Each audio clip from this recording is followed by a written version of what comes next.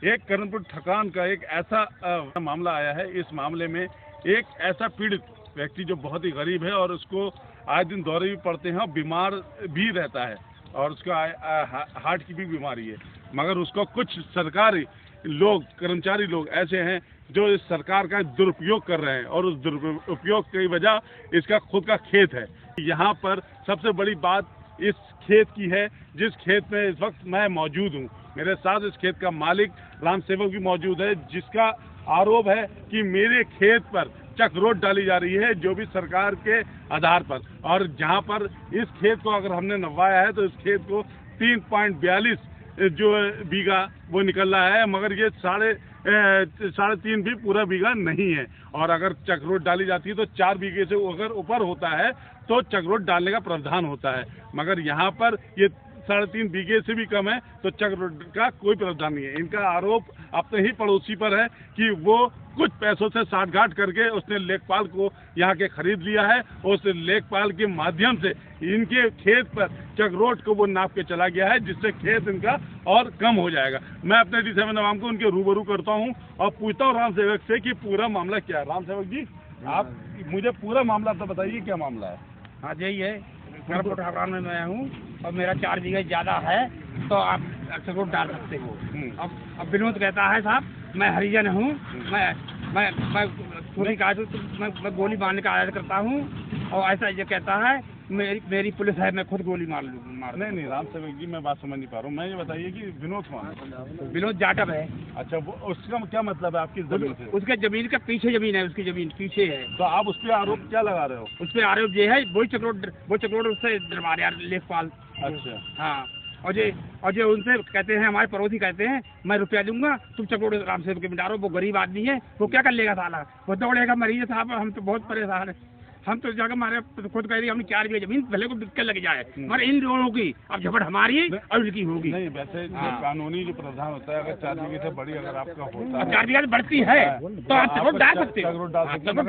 आपका आरोप ये है कि मेरी इस जमीन पर जबरदस्ती का कब्जा किया गया है, कब्जा करा जा रहा है। पैसा लेके यहाँ के लेखपाल बिक चुके हैं और लेखपालों ने यहाँ पर आके अपना जो भी लेखपाल आपको मौजूदा हो या उससे पहले का लेखपाल हो, वो आके यहाँ पर उनसे पैसा की साठगांठ करके आपने जो खेत है उस पे उसने चक्रोट को नाप के चला गया है। और पनगढ़िया कितनी है? और पनगढ़िया साहब 52 बीघा पनगढ़िया है। और पनगढ़िया में उनने खुद वो GPC से वो खुट्टी लगा दी है और खुट्टी बहुत लगी हुई है, खुट्टी 3 तरह की खुट्टी लगी हुई है और उन्हें पूरे खोद दिया 52 बीघा में। अच्छा, और 10 बीघा पनगढ़िया है उनके पास। मैं आपसे जानने का प्रयास करूंगा कि आपकी जो एक खेत है ये कितना बीघा है? हमारा खेत 4 बीघा है साहब। हाँ, इस जो मौजूदा में कितना है? अब है 3.5 बीघा है। 3.5 बीघा है मौजा में। अच्छा, हाँ। तो 3.5 बीघा है तो इस पे जब आपके पास यहाँ के लेखपाल आया, जब उसने नापने की बात कही तो आपने उससे कोई गुहार लगाई, कोई बात करी? उससे मैंने उसकी थोड़ी तक पकड़ी। मैंने भाई साहब मैं नहीं जानता हूँ, मैं गरीब आदमी हूँ और मेरे पास पैसे भी है नहीं, मैं कहाँ से लगाऊंगा। तब वो बोला अरे तुम तो यही करते रहते हो यार। उसमें मैंने उसे चिल्लाया तो चला गया, दोबारा से फिर आया तो बदला मेरी उसकी चिर बहुत भाई यही चक्कर में बोला मैं थोड़ी पकड़ी सबके सामने। तो विनोद बोला हरियाणा लेखपाल तुम क्या चीज हो, मैं चक्रोट डराऊंगा। जो पंडित हैं कहते गोली मार देंगे। कौन गोली मार देगा? विनोद साहब। या आप विनोद पे आरोप लगा रहे हो वो गोली मार देगा? हाँ, विनोद पे आरोप लगा रहे हूँ मैं खुद। तो किस पे गोली मारेगा? और सरकारी पीछे मेरी गूल है नहर की, उसके पल्लग उसका खेत है। अच्छा, हाँ, वो सीधा कर रहा है। अच्छा, जाके मारे उनने राजपाल बाबू जी ने देखी कह दी है कि इनके ले जाओ, इसे गरीब आदमी पैसा है नहीं, ये देगा कहाँ, साला अनपढ़ आदमी है ये। अच्छा, हाँ। अब आप क्या किसी SDM को या आपने किसी अधिकारी को अपनी बात को रखा आगे? हाँ, IDM को हमने रखा, IDM को उन्हें खुद रखा है।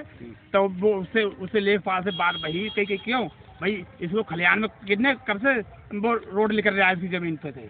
खलियान जो सामने जमीन है तो रोड नहीं लिख रहेगा किसी कीमत पर। तुरंत उसने बेचारे ने फोन करा इसके ताई, तो कुछ देर बाद चुप्पा हो गया। ये बता दूं कि यहाँ पर इनकी जो स्थिति है बड़ी दयनीय है। ये एक तो गरीब लाचार आदमी की कोई सुनता नहीं है, सबसे पहली बात, चाहे वो कोई हो। हमेशा वो सोचता है कि ये हर तरह से इसको दबा लिया जाता है और इसको घुसेड़ दिया जाता है, किसी तरह से भी इसकी बात को नहीं कोई सुन पाता है। आज इसका खुद का निजी का खेत है राम सेवक का, आज उस खेत पे यहाँ पर चक रोड डाली जा रही है, जिससे ये काफ़ी हताश हो चुका है, परेशान हो चुका है। यहाँ तक इसने कहा कि मैं अधिकारी से मिला हूँ, उस अधिकारी में बहुत से लोगों ने इनका सपोर्ट भी किया, इनकी मदद भी की और पूछा गया। यहाँ पे थाने में भी बात की गई है। और अच्छी जो पार्टी है वो इनका आरोप है कि उसने गोली मारने तक की धमकी लगेगी। हाँ। क्या इस तरह की बात सामने आई है? हाँ, इधर आई, उस दिन आई। हाँ, अच्छा। अब ये देखिए, खुद की जमीन, ठीक है, खुद की जमीन, खुद मालिक, उसके बाद भी बेसहारा। और ये गरीब होना क्या इतना बड़ा लाचार है कि गरीब अगर आप गरीब हैं तो गरीब का मतलब ये थोड़ी कि आप जिसकी चाहेंगे जमीन लूट लेंगे, जिसकी चाहेंगे जमीन हड़प लेंगे। सरकार अपनी जगह काम करती है, सरकार मिल गई है और उसके जो अपने अधिकारी हैं वो मिल गए हैं और आज इसकी जमीन पर हड़पना चाहते हैं। मैं अपने D7 आवाम को बता दूं कि ये आदमी इतना मजबूर है, लाचार है। लोगों का कहना भी है कि ये हार्ट की प्रॉब्लम है इसे, अगर कुछ हो जाता है तो उसके जिम्मेदार कौन होगा? इसके एक छोटी बेटी है, एक छोटा बेटा है और घर में कोई भी ऐसा नहीं है जो इसके घर की गुजर बसर कर सके। मैं चाहता हूं कि इस चीज को देखे सरकार, जो अपने यहाँ के माननीय मुख्यमंत्री जी हैं, इन चीजों को उन्होंने साफ शब्दों में कह रखा है कि भू माफियाओं के ऊपर चलेगा बुलडोजर। अब वो बुलडोजर कहाँ है? उस बुलडोजर को यहाँ पर लाना चाहिए और ऐसे गरीब और ऐसे पीड़ित आदमी को बचाना चाहिए। कैमरा पर्सन मुस्तफा के साथ मैं सैयद सलमान, D7 न्यूज़।